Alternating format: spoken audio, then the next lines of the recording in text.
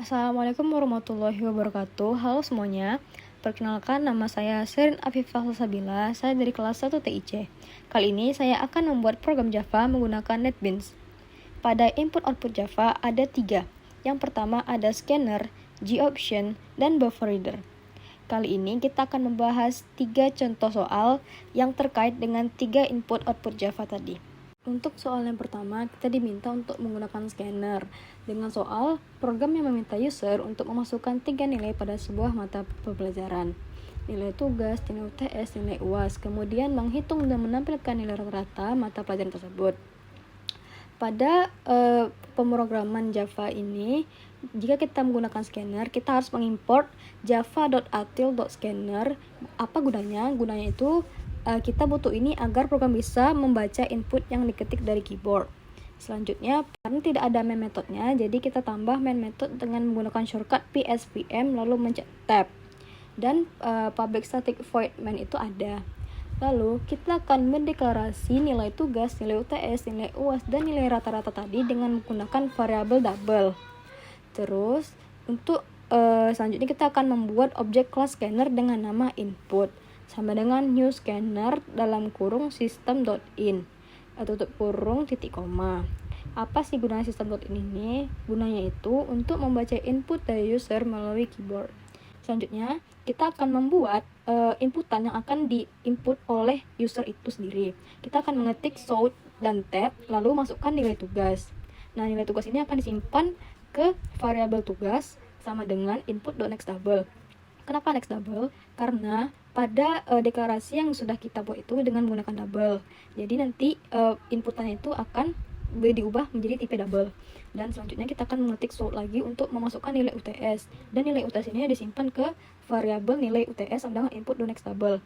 Dan yang terakhir, kita buat shout lagi, mencet tab dan membuat masukkan nilai UAS. Nilai UAS ini akan disimpan ke variabel UAS sama dengan input.nextDouble. Nah, untuk menghitung nilai rata-rata, kita akan membuat perhitungan dengan nilai garis bawah rata sama dengan nilai tugas ditambah nilai UTS ditambah nilai UAS dan dibagi dengan 3. Untuk menampilkan hasilnya itu, kita mengetik shout tab lagi dan kita akan mengisi nilai rata-rata mata pelajaran adalah ditambah nilai rata. Kenapa ditambah nilai rata?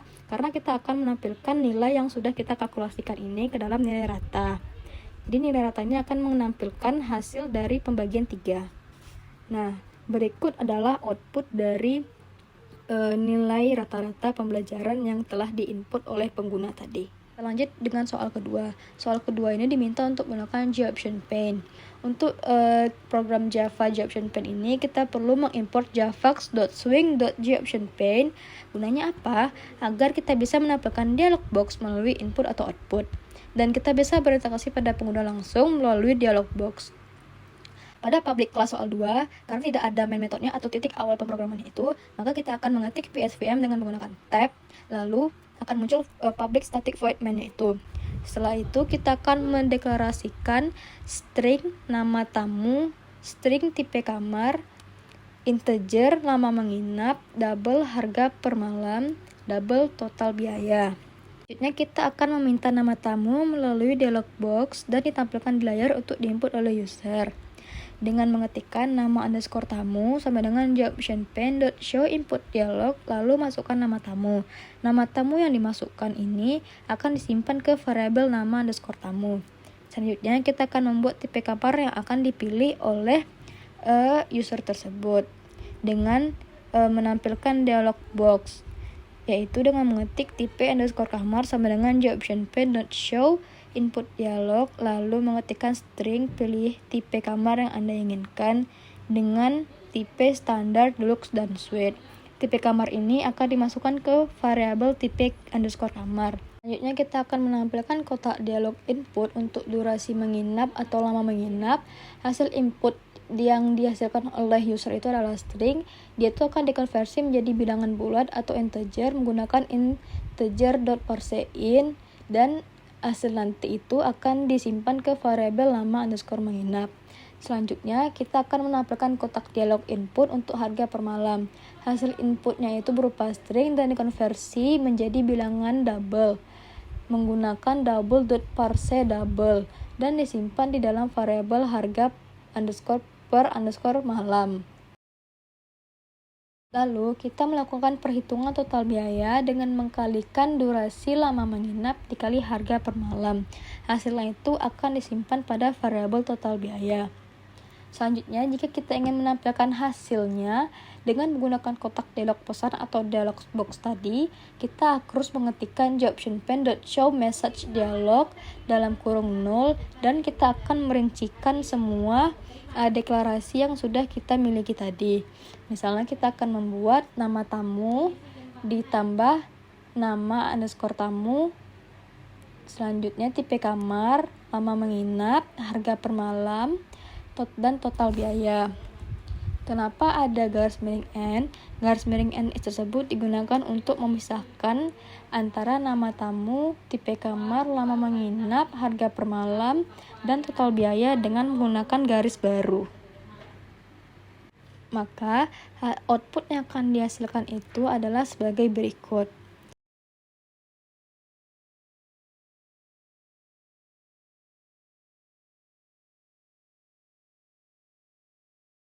Untuk soal yang ketiga, kita diminta untuk menggunakan buffer reader.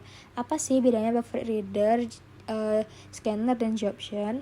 Buffer reader ini adalah alternatif lain yang sering digunakan untuk membaca input, terutama jika ingin efisien saat membaca data dalam jumlah besar. Pada buffer reader ini kita tuh membutuhkan import class itu ada 3. Yang pertama ada import java.io.bufferreader, yang kedua ada import java.io.exception, yang ketiga ada import java.io.inputStreamReader. Pada public class soal 3 kita itu belum ada main metodenya, jadi kita akan melakukan shortcut PSVM dengan tab lalu akan memunculkan public static void main. Lalu kita akan mendeklarasikan suhu Celsius, Fahrenheit, dan Kelvin dengan menggunakan double. Selanjutnya kita akan membuat objek kelas buffer reader-nya dengan mengetik buffer reader sama dengan new buffer reader dalam kurung new input stream reader dalam kurung system.in. Apa sih gunanya input stream reader itu? Gunanya itu adalah untuk membaca input string dari keyboard. Lalu kita akan menampilkan pesan kepada pengguna untuk memasukkan suhu dalam derajat Celcius dengan mengetik sort lalu tab, lalu masukkan suhu dalam derajat Celcius. Lalu kita akan mengetik Celsius sama dengan double.parseDouble dalam kurung reader.readline. Kenapa sih kita menggunakan parseDouble? Karena data yang masuk itu adalah string. Kita akan mengubah string itu menjadi double. Double ini karena deklarasinya itu kita menggunakan double. Reader.line itu gunanya untuk membaca satu baris teks yang dimasukkan pengguna itu dengan string lalu diubah menjadi double.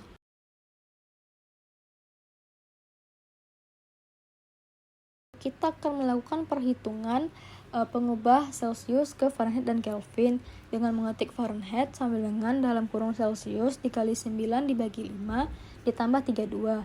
Lalu Kelvin sama dengan Celsius tambah 275,15. Lalu untuk menampilkan hasilnya ke layar, kita akan mengetikkan sort lalu tab dan mengetik judul garis miring N hasil konversi suhu. Kenapa kita pakai garis miring N? Karena kita akan membuat dia ini berada di baris baru.